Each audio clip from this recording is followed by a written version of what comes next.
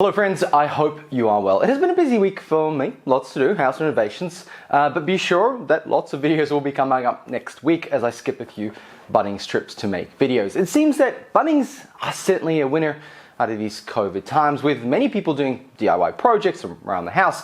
I certainly did, and just last night I built a desk for myself. Finally I can stack more than 5 coffee cups on my desk. My wife won't be happy. But instead of spending money at Bunnings, one Aussie Broadband customer will be getting a fair use letter from Aussie Broadband after burning through 34 terabytes of data in 1 month. A new record for Aussie Broadband, I believe. Now, Managing Director Phil Britt did an AMA on Reddit disclosing that their largest user downloaded over 34 terabytes of data.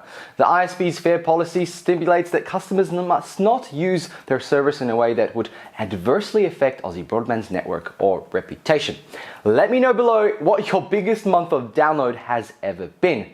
I doubt this affects Aussie Broadband's reputation, as it seems the network held up pretty well, I guess. But I digress.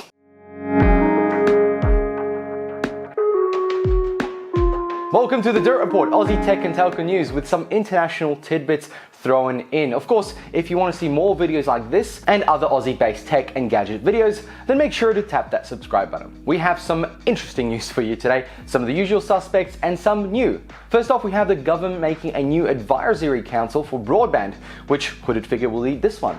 New census data policy, Aussie Broadband AMA highlights, and on the international side, we have Netflix and YouTube back to normal. New Gorilla to protect you, and new LG phone with a twisty twist.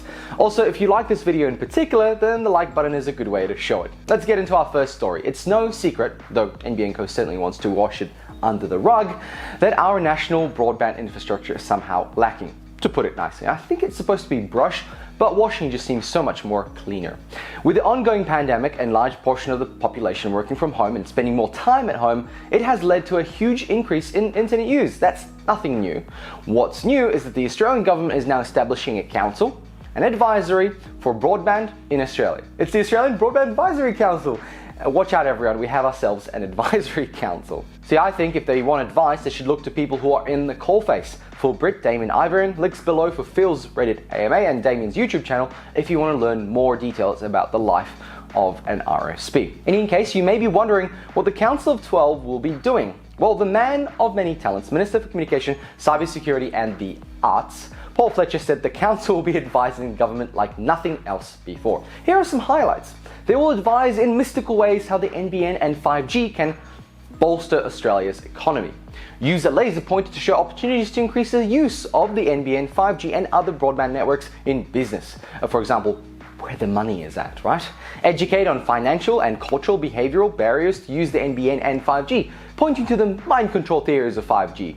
Or the cancer causing, I suppose. Then maybe they'll help with cost-effective strategies to reduce such limitations and potential implementations and communication and outreach strategies. Here is what Paul Fletcher said in his press statement.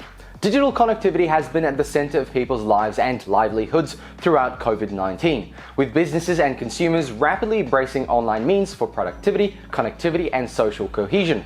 This was underlined by a recent data showing NBN usage soaring up to 70% during work hours, with 83% of Australians crediting the NBN as being vital for their jobs. Well, what else can you use? The council is expected to meet 3 times per year in 2020 to 21 and 21 to 22. Fletcher has also added that the council will be made up of 6 Australians who are big in the digital and technology and business expertise space. Also, in his own words, he said that we are just getting started with the benefits that fast broadband can provide, and Australia is uniquely placed with the NBN as the backbone of the nation's digital economy, which kind of surprised me. I'm sure we could have had fast broadband a lot earlier, but here we are. Instead, we get an Australian Broadband Advisory Council to help us get there. Fletcher has also indicated that because the network builder is no longer building but managing, the next phase is new territory, and the council should help, and I quote, in ways to maximize the benefits of Australia's largest infrastructure project and leverage it to drive long-term economic and social benefits across all sectors of the economy. Jokes aside, we do now have fast internet, so it's a second-hand Ford with a few bits missing, but at least we can get to work now. The view still stands that we should have been investing in technology that could have been future-proofed. I look forward to seeing the 3 yearly meetings because I bet we can solve a lot of problems in 3 meetings.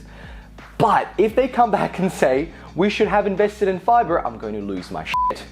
Let me know below what you think of a new council. Is this a new hope, or is it just the Clone Wars all over again? Let's move on to our next story. A new policy concerning your census data retention will come into effect this year. But before we get into the details, let me take you back. I hope you all still remember the debacle that was the 2016 census.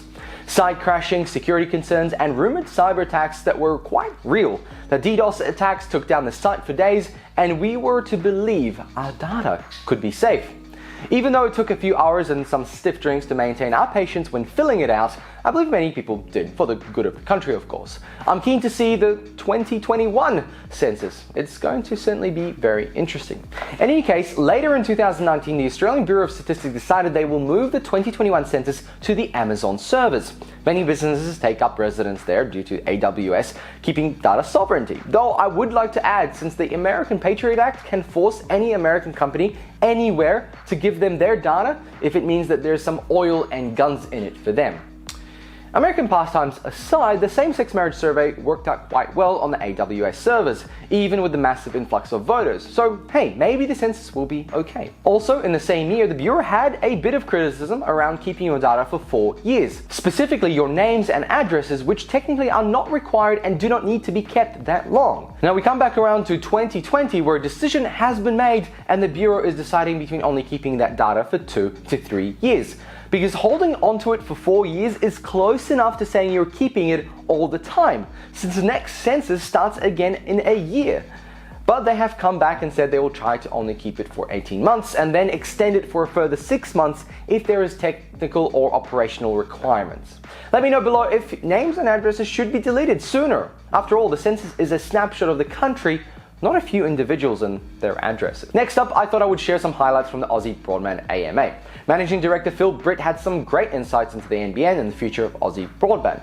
In one comment, when asked about why residential uploads are slow, Britt said it's likely that NBN Co doesn't want too many companies taking up residential plans instead of business plans. Money, money, money, right? And then, when asked about the infamous CVC and if it should be scrapped for a single access charge model and if NBN customers would see any difference, Britt said, I think as it stands right now, customers wouldn't see any change in customer experience as most providers are over provisioning using the CVC boost from NBN. My concern is that once the CVC boost runs out on 19th of August, many providers will need to lower their CVC to level where it impacts peak times, and at that point, customer experience will drop. Our position is that we have always provided good peak time speeds, and so we will adjust retail prices before we lower peak time speeds. We believe NBN needs to drop CVC so that customers are not forced into higher retail prices just to enjoy the same network performance that they do today. The CVC has been a problem from the start, and a big reason as to why you can jump from provider to provider and get such a difference in performance and stability. With the over-provisioning ending in August, there will be a lot of unhappy customers, obviously depending on which provider you are with. The concern is that not everyone will be back at work. It is also likely that Melbourne will still be shut down and people will be at home. And like I mentioned in the beginning, someone downloaded 34 terabytes in 1 month. I can't imagine what kind of hard drive storage this person is using. Links below if you'd like to read the whole thread. This segues really well into our first international topic, and that is Netflix and YouTube are turning the tap back to full and allowing users to stream high quality, aka high bitrate, by default. This will have a significant impact on the NBN to the point where CVC over-provisioning will seem like the only way to run the NBN successfully. Back in March, bitrates were reduced to help telcos cope with many people being at home and dealing with the COVID restrictions. In fact, in the last couple of weeks, there has already been a spike of over 30% at peak times. I expect Victoria to struggle the most past this point, but New South Wales could be next. Now we have until August before we see damage. I wish everyone good luck. Let's move on. So how often do you drop your phone? How many times has it cracked? Is your phone cracked right now?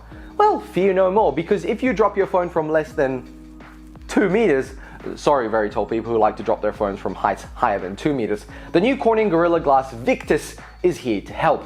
Corning has created a new tougher glass and is hoping this one will save your phone more often than not. Technically, it can now withstand a drop from head heights as opposed to just shoulder height. That's all well and good in the lab, But the problem is that in real life, it isn't so static, and when dropping your phone, it'll always land on the corner that cracks the screen.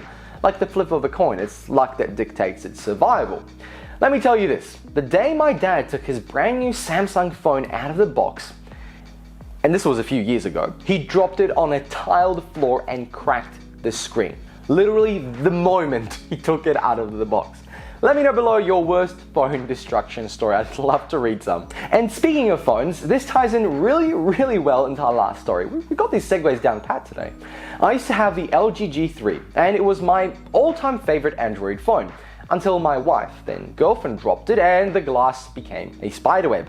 Since then, LG has made a few phones here and there, but nothing groundbreaking. So they looked for a twisty twist to add to their phone to make it unique, to make it stand out in the crowd. And no, it wasn't 50 cameras, and no, it wasn't a curved screen or something silly as a notch. No, LG went bananas and dropped the doozy. They added 2 high sensitivity microphones that can record the softest of sounds to take your, hold on, ASMR videos to the next level. And if you don't know what ASMR is, well, you can always Google it or hold on for 2 seconds. It stands for Autonomous Sensory Meridian Response, and it's like a mini Euphoria for your ears. In any case, LG can help you make some really cool ASMR videos on your phone, if you're into that. But don't laugh, some YouTubers have made millions by eating potato chips seductively near a microphone. It's certainly not a laughing matter. And on that calamity, we have to end this episode. Thanks for jumping in, and I hope you have a great week coming up. And until next time, remember to like and subscribe if you'd like to see more. Thanks for watching the show on, and bye!